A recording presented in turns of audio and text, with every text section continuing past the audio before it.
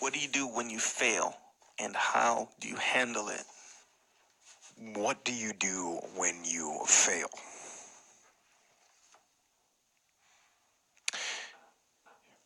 Recently we reviewed that U.S. Army field manual on here from like World War II era. And it says in that manual, other than death, all failure is psychological. Other than death, all failure is psychological. Think about that. Just think about that. This failure, this upset, this catastrophe. If you aren't dead, then it's just psychological. It's in your head. Now, this does not mean that you won't lose some battles, because you will. We all will. But it does mean that as long as you don't surrender, as long as you don't give up, as long as you don't quit, then you haven't failed. It just means you've made a temporary tactical retreat. It means you've made a brief withdrawal so that you can regroup and reattack. So, as far as I'm concerned, if you get beat, unless you're dead, you are not defeated. And you have not failed. What you've done is you've learned. You've gained experience. And you're still alive. And you have memories to make. So get up and go get after it.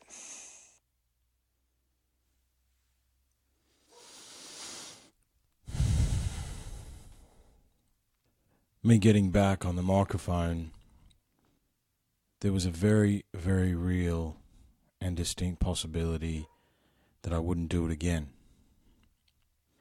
And you gotta love YouTube, yeah? How it preempts us. And that little snippet from Jocko popped up on my feed, and it was talking about failure.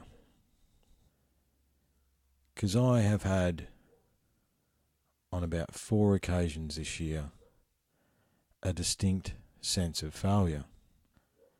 And it's kept me off the microphone. This podcast, this unsupervised, these things, I would normally have a plan. I'd be psyched about doing it, and I would sit down and I'd be ready to go.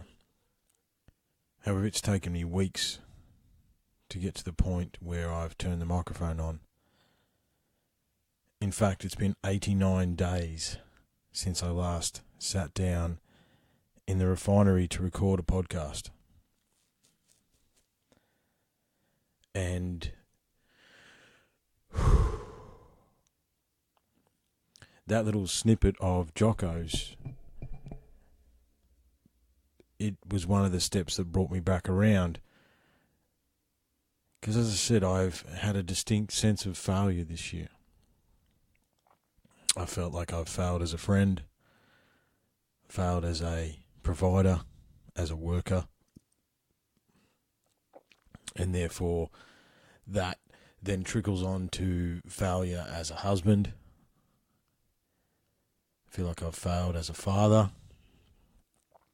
And I feel like I've failed as a podcast host because I've left it for so long.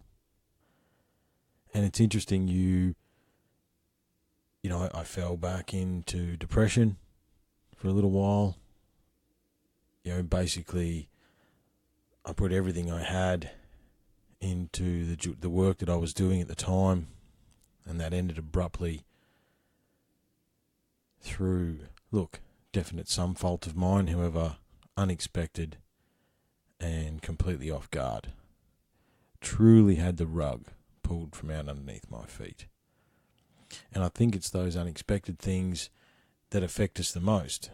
You know, I'm a very logical person. I like things done in a certain way, and I have a plan. I like to try and stick to that plan, and it could be said that I'm very stubborn about achieving that plan. And when you think that for sure it's all going to be good and you're going to get to follow through with the things that you said, and then it's all get pulled out from underneath your feet, you're left wondering why and how and who and what and where. You know, and these negative thought patterns, they get into your mind. You know, and look, I've spoken about it before, however, I'm a long-term sufferer of depression. One of the things that I had to realise was that was the case. And I am prone to self-sabotage and negative mindset, and, you know, could be prone to be a bit dramatic every now and again. Well, that's the creative side in me coming out. However, as I say, it's distinct possibility that this was never going to happen again. I was never going to get behind the microphone. It took me an hour and a half to record a 2.5 minute intro for the Metaminds Boys podcast. And, you know, look, it's interesting. Since I started this podcast, it's fucking exploded. You know, I think my dog's probably got a podcast that I don't know about. You know, everybody's doing it, especially it's, you know, it's a new thing in Australia. And I thought to myself, well, you know, part of the pattern was, oh, fuck it. You know what I mean? What good do I add to the never-ending podcast universe? However, from that perspective, it's been an interesting experiment. Because if I had walked away and the podcast just fell away, no downloads dropped through the floor, if that had happened, I probably could have sat and said, yeah, okay, I gave it a go. 83 episodes isn't nothing. It was fun. However, I can walk away. I gave it a crack. However, despite only releasing one episode in 3 months, the downloads keep coming. In fact, it's on the rise again. And I've done nothing. You know, I stopped posting on social media for a while. I was in a hole. Because, as I say, the rug was pulled right out from underneath me. And I fell back into my self-sabotage patterns. I fell back into depression. However, I did something different this time. This time when I fell back into depression, I did my best, whilst in the hole, to observe. To observe my own behaviour. To observe my thought patterns. Because I suppose deep down inside myself, what's the fucking point of doing 83 episodes, you know, a majority of which we talk about mental health and consciousness and improving ourselves, if I don't at least try and practice what I preach? So I did. And, you know, in the past when the black dog would come visit and take me back to his den, that deep dark hole, where it really doesn't matter what anyone does or anyone says. You know, those that suffer depression understand what I'm talking about. And you got your comfy little spot there in the corner. That spot where misery loves company and your negative patterns and your negative self-talk ramps up. However, this time around, although I was there and I let myself get there, I wasn't as comfortable as I used to be. Because the thing about this podcast and the thing about the things that I speak about, how many times can I say the word thing, is I truly try and practice what I preach. Anything you see on social media, anything you see that I do, that you listen to, that's me. And I thought to myself, I have to practice what I preach. I had to get up and keep moving. And during this process, my wife was funny. She says, you need to listen to Jocko. And so I did. I actually listened to those podcasts where he went through the Army Field Manual and talked about the strategies. And it's interesting if I think back to the last time I fell into depression, which, mind you, was a good couple of years ago that I fell into it properly. I stopped doing anything. Yet, during this bout of depression, although I wasn't working out as much as I probably should have, most morning I was still doing push-ups and sit-ups because that's been ingrained in my mind. I was still trying to achieve 100 kilometres on my bike. And despite being absolutely terrified of the mic and doing this again, I kept researching topics for the podcast. I kept listening to things and thought, this would be good, this or that would be good. Look, and it's got to be said that in the 90 days, I've had 7 or 8 podcasts fall through. However, I don't put blame on any of those guests that were part of that. It was all me. I wasn't committed. I didn't push it. In fact, I was probably looking for an excuse not to do it. And I tell you right now, I was looking. I've found 1,000 excuses not to do this one as well. And it's quite interesting. I wanted to, because I decided that I better get back into the groove and the feeling. And I literally spent the last hour or so before turning the microphone on resetting the studio. Because I've been playing video games in here. It wasn't a studio. I've been coming up here to retreat and just to play video games. Haven't been using it for work or research or, barely anyone has been in here apart from me. Even setting up the gear, setting up the microphone, setting up the sound gear. I'm not afraid to admit that I was scared. And what am I scared of? I'm still not entirely sure about that, because obviously I think it's something along the lines of, I think before, when I would be depressed, I had no way out. I had no system, no tools. I had nothing in the toolkit that I knew that would make me feel better. However, I do now. I actually have a strategy. I actually have a number of things that I can do that I know make me feel better. And I strayed from my purpose. Aside from my beautiful family and ensuring they have a roof over their heads, one of the things I do for me is this. And I think maybe not doing it was self-sabotage. However, the sense of failure that I have felt almost all year in different ways, it's been quite a journey. However, the most interesting part of everything that has happened is that these tools and these methods and these thought patterns and thought processes that we've dedicated so much time to on this podcast, they fucking work. Because I tell you what, I've had to try and test all of them. To test my resolve, to test my patience, my anxiety, my stress, everything.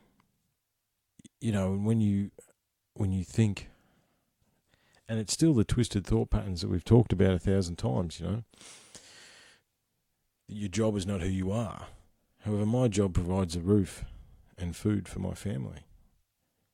So when that ends and I don't have a plan, and it really fucked with me, It fucked with my identity. It fucked with who I was, who I thought I was, and what led to that happening, and whose fault was it, and all those sorts of things. It's been a mission to get back. It's been a mission to try and deal with it. Because I suppose, I suppose that I didn't want, part of me didn't really want, I suppose, to face it or to share it. You know what I mean? I don't know exactly what it is. And that's what I mean by turning the mics on. I don't have a clear, concise plan of exactly what I'm going to share or say or do. You know, and it's completely unplanned, because normally I'd have the dogs in. You can probably hear them in the background. I suppose at the end of the day, I had to do this. And I suppose I had to share it with you guys. You know what I mean? The fact that, you know, when we were releasing, you know, one a week there for quite a long period of time, you know, we're in the 4-digit downloads per month. And it's only, there's still 600, 700, 800 downloads a month for the last 3 months. And repeat downloaders. And look, to you guys that have done that, thank you. And if this is a little bit ranting, a little bit discombobulated, that's because the poor old host of this podcast is a little bit discombobulated. However, it's important for me to share that, because I'm finding my way back. I'm re-engaging. And the first thing I had to do was to record this. I had to re-engage in this way. And I suppose I do want to take this thing to the next level. If you guys want to listen, then it deserves more effort from my end. Ever I had to turn the mics on.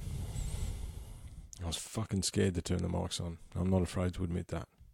I'm not scared to admit that I was scared. Because fear of failure and failure are all things that we deal with on a daily basis. And sometimes the failure can be immense, sometimes it can be short, and fear is always there.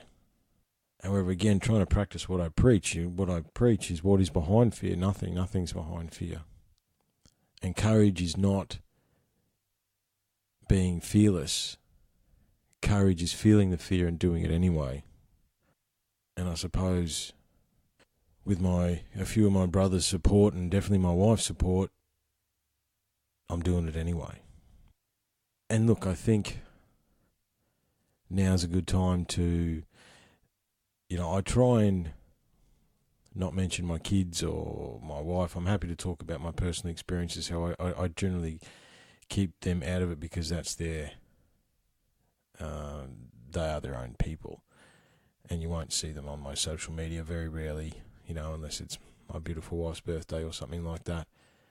However, before I met her and before I had my 2 little beautiful munchkins, I had a couple of goes at it. I have other kids to other women. And just recently I experienced a chance to spend some time with my teenage daughter. She got into trouble. She needed me to save her, and I always promised myself that that's what I would do if I was given the chance, and I did that. And also promised myself that I would say my piece, and I did that. However, it didn't work out. And she's now back with her mother, and I doubt that I'll see her again for a very, very long time.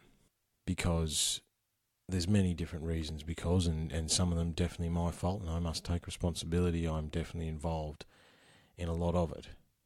However, she's involved, or her family, her mother's family, is involved in a cult that is disguised as a religion. And the level of brainwashing that I witnessed, that a poor young girl has been through and can't figure out, and can't take an amazing opportunity when it's presented to her because of many different reasons, is terrifying. And how in 2019 we can let anybody do that to anybody else fucking dumbfounds me. And that was my past coming back for me to deal with it. Because I hadn't really dealt with it. I'd ignored it for a long time. However, I got to say my piece. I got to present my side of the story. Because I'm not an asshole. I fucking can be. We all can be. However, in any of those situations, I did the best I could with what I had. And I gave up everything on more than one occasion to try and be with my kids to almost no avail. And in the end, it was best for me to concentrate on making myself better so I could be the best father for them all and be with the woman who I married and who I want to spend the rest of my life with, to make myself better. So for all those men out there, and I know that more than one can resonate with the things that I'm saying right now. I feel your pain. Before I'd saw my daughter for a period of time, I'd only seen her once in 5 years or something. And it wasn't that I didn't try. It wasn't that I didn't attempt. It was that it was taken away from me. And that was something that I existed with every day, and something that I still exist with every day. Because I haven't seen my son in 7 years or something. And it's not really something that I talk about. It's not something that I share, because unfortunately people make judgments. Even though it is 2019 and things happen and it's not that uncommon. And look, as I say, I must bear, for whatever issues or ills or anything else in any of those situations, I must bear some responsibility for my action, or all responsibility for my actions. I was definitely not an angel. I definitely contributed to those situations deteriorating. However, at the end of the day, it was quite literally, there's no other way to say it, was quite literally probably kill myself or try and find a better life for me. There was a point in time in my life where there wasn't really any in between. And it was actually a DMT trip that changed my life and told me I could be whoever I wanted to be. And that's what I've been trying to be ever since. However, as part of this process, as part of what happened, I've decided that they don't have any power over me anymore. I'm not hiding from that. So I'm telling you guys, telling the internet, telling the world, because it has no power over me. And it's obviously something that I still need to face and deal with at different levels, and that is something that I'm doing on a day-to-day basis. However, I'm not hiding from it anymore. I'm not running from it. Do I wish things had gone differently? Do I wish I'd made some other decisions in my younger years? Yeah, of course, yeah. However, there's no fault of the children that are involved there. And unfortunately, like so many other situations that I know many other brothers are involved in, it's supposed to be about the kids, not about them. And unfortunately, that's not the case. And listen, boys, for those that are along the same lines as myself, the rationale that I had to come to in my own mind was that they're adults for a lot longer than they are kids. And when I saw my teenage daughter, she yelled at me, she cried at me, she railed at me. And I took it because I had to. However, I got to tell her my side of the story. As now she's back in the situation she was in, whether or not she believes anything I said or any of that sort of stuff, that's actually not in my control. However, there's never ever a day that goes past where I don't send those other kids love. There's never ever a day that goes past where they're not in my thoughts. However, I suppose at what cost? I think the latest stats are 21 men a week kill themselves over not being able to see their kids. And a fair percentage of them leave a suicide note saying, "You won. I just wanted to see my children." And that's a harsh reality. And I suppose I chose not to do that. However, if you don't ever think for a second that I don't think about my sense of failure as a father over those situations, and part of my driving force to make myself better is so I can be the best man that I can be, to provide the best example. And this podcast and everything about it is a legacy. You know, you can listen to the first one and we're all squeaky and don't know what the fuck we're doing, and you listen to, you know, some of the ones before we switched off for a little while, and it's a professionally run podcast, and the thoughts and the ideas have evolved and changed and have come leaps and bounds. So look, I really wanted to say that because I'm not letting them have power over me anymore. And part of that was admitting that to the world that is part of my history and part of my daily existence. However, the other part of my daily existence is trying to practice everything that I preach. Am I perfect? No, definitely not. Definitely fucking not. So far from perfect. However, nobody is. However, do I try every day to be better? Yeah, I do. You know, after a stint in a different occupation, I'm back teaching again, which is interesting because I walked away from teaching because I was a little burnt out by it, and I can understand, you know, I can see why. However, being re-engaged and helping kids and younger people out definitely is something that appeals to me, and I do feel very comfortable doing it. And I suppose now that I'm deep into this podcast, I'm already feeling better. And look, I don't mean to unload on you guys.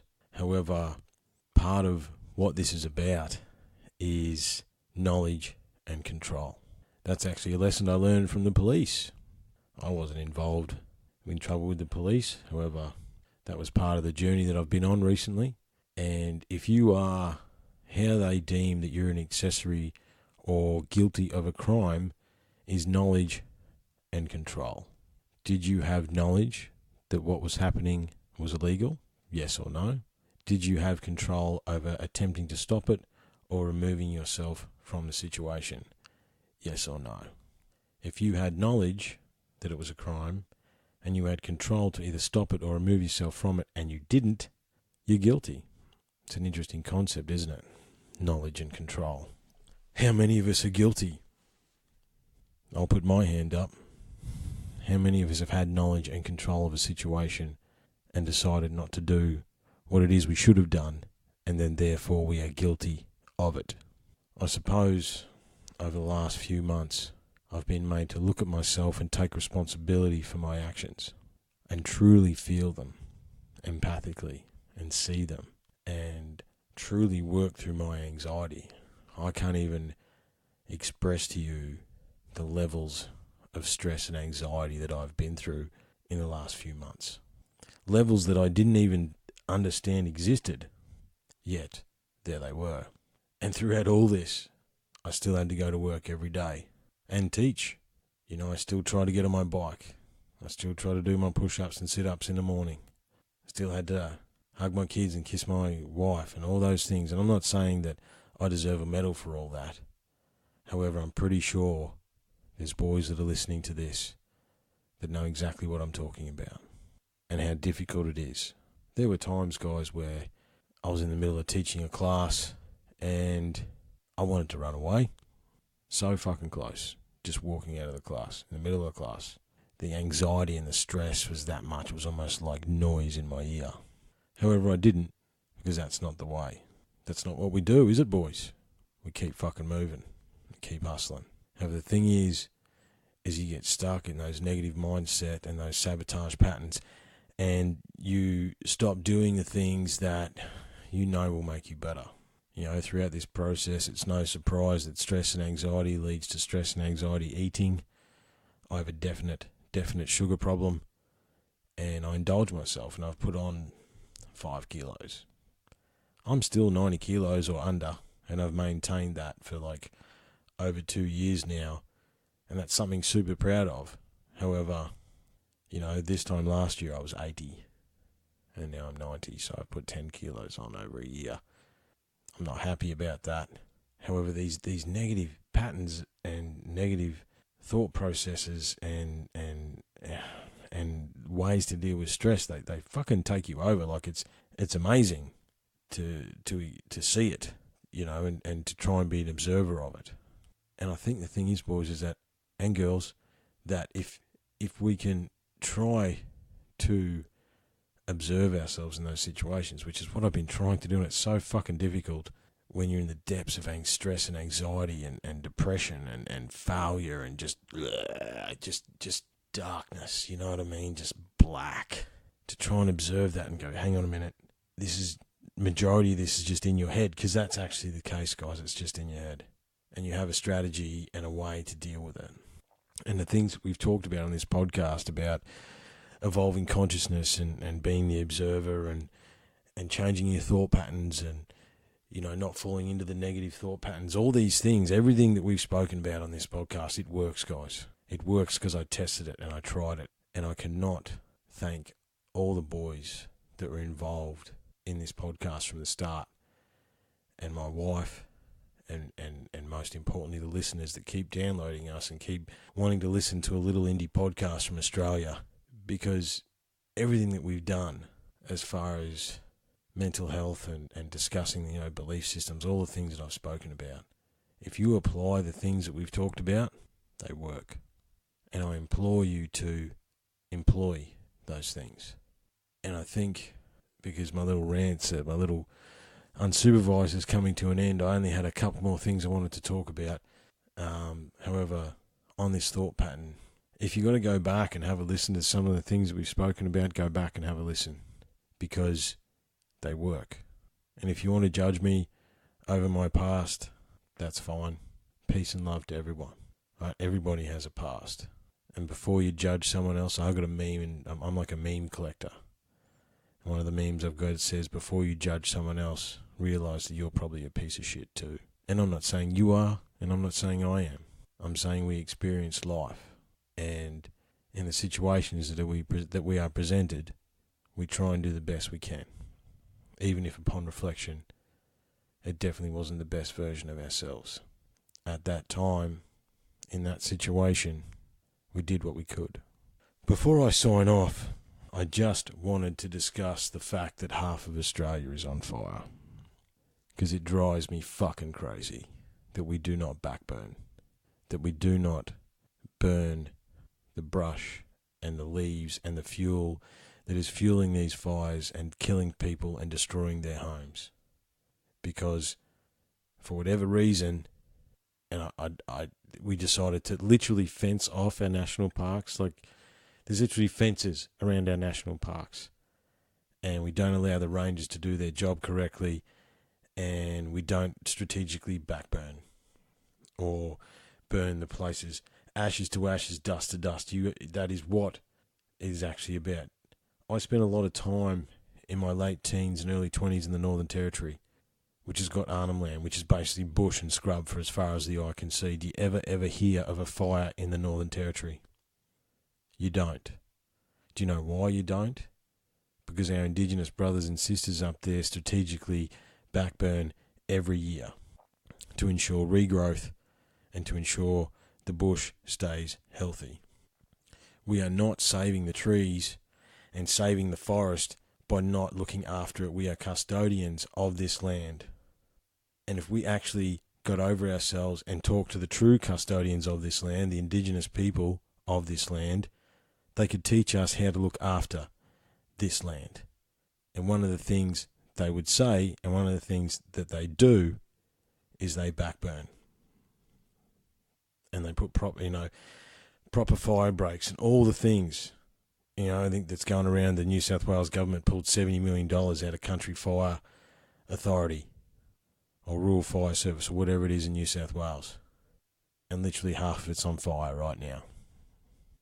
You know, at the new place that I'm at, I literally had a firebombing chopper, sucking water out of the dam that's on the campus that I'm on now and attacking a fire not 400 metres from where I was today.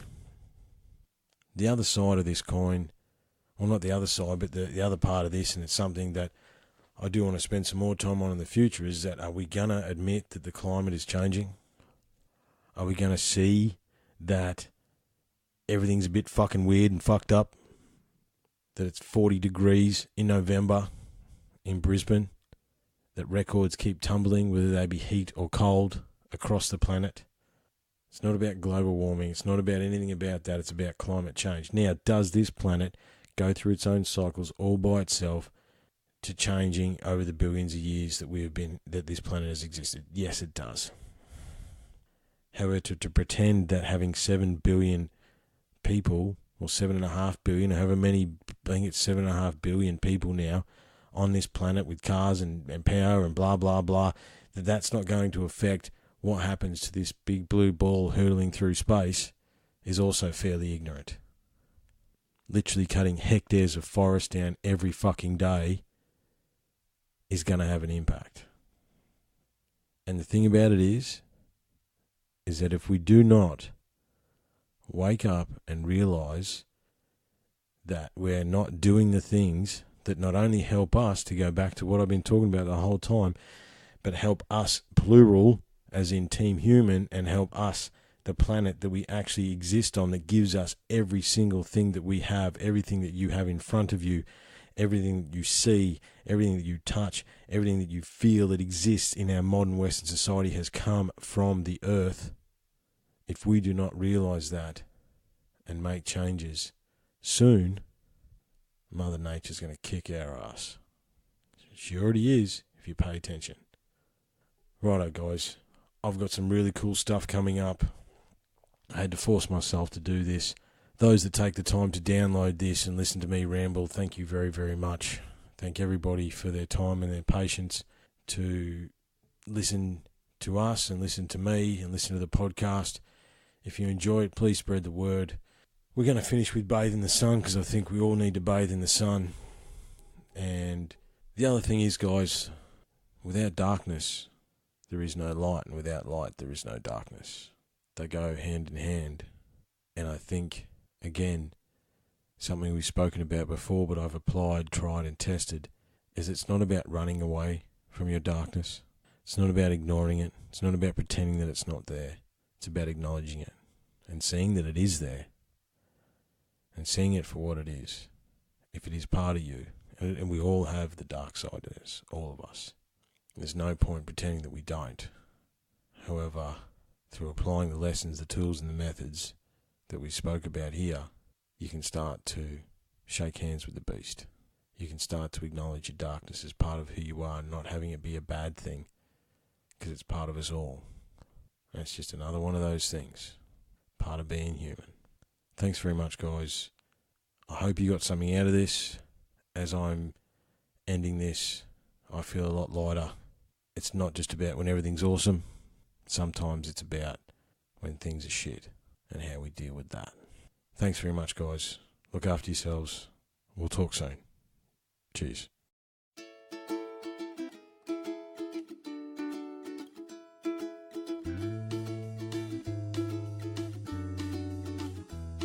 Today I sat in a field of paper daisies. The gentle breeze made the world wave to me. The day has come with a gold ring wrapped around it. I think I might just bathe in the sun. And I hope my world don't crash in over me, just like it did yesterday. I'm pretty sure the last mirror that I cracked was one of 7 years ago. And I don't want to wear those bullet holes no more. I want to kill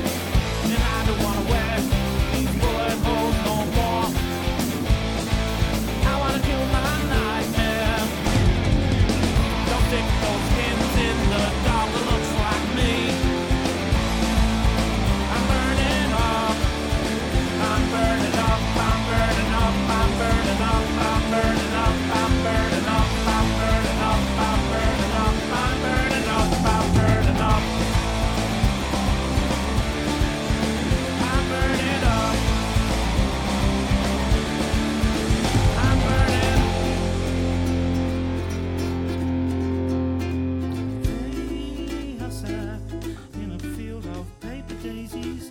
The gentle breeze made the